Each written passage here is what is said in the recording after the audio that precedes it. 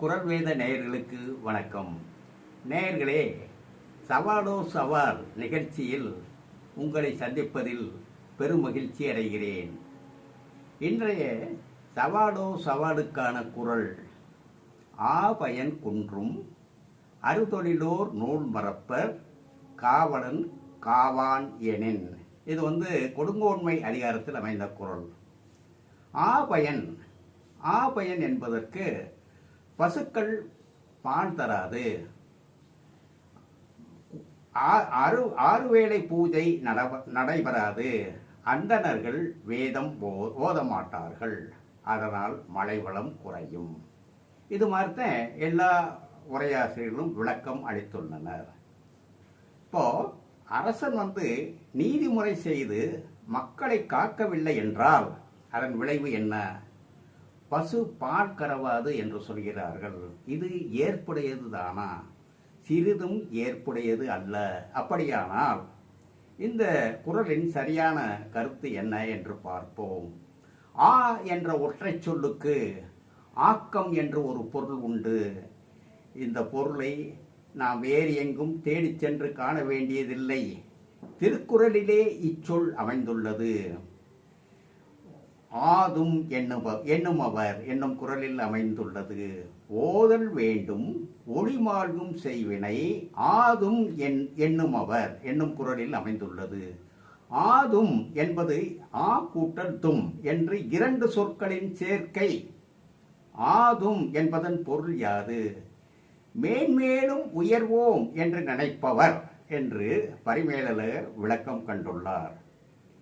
ஆக்கம் பெற கருதுபவர் என்று மணக்குடவர் விளக்கம் கண்டுள்ளார்.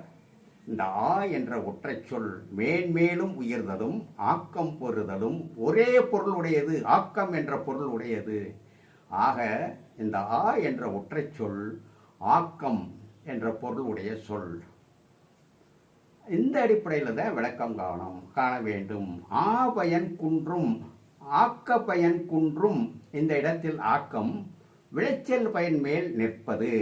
இதற்கு முந்தின குரல்ல என்ன சொல்றாருன்னா, முறைகோடி மன்னவன் செய்யின் உரைகோடி ஒல்லாது வானம் பெயல் என்று சொல்கிறார். முறை தவறி அரசன் ஆட்சி செய்தால் வானம் மழை பொழிதலை செய்யாது என்று சொல்கிறார். இந்த குரல்ல முன்குரல்ல மழை பெய்யாது என்று சொல்கிறார். இந்த குரல்ல அதனால் விளைச்சல் பயன் குறையும்.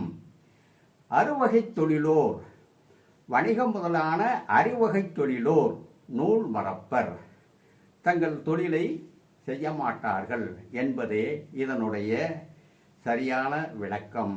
அரசன் நீதிமுறை செய்யவில்லை என்றால், நீதிமுறை செய்து மக்களை காக்கவில்லை என்றால் விளைச்சல் பயன் குறையும்.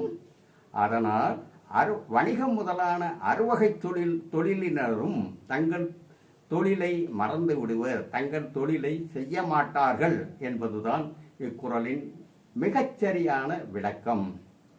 ஆபயன் ஆ என்ற சொல்லுக்கு பசு என்ற பொருளோடு எருது என்ற பொருளும் உண்டு. எருதின் பயன் குன்றும் என்று விளக்கம் கண்டாலும் தப்பில்லை, வலு இல்லை.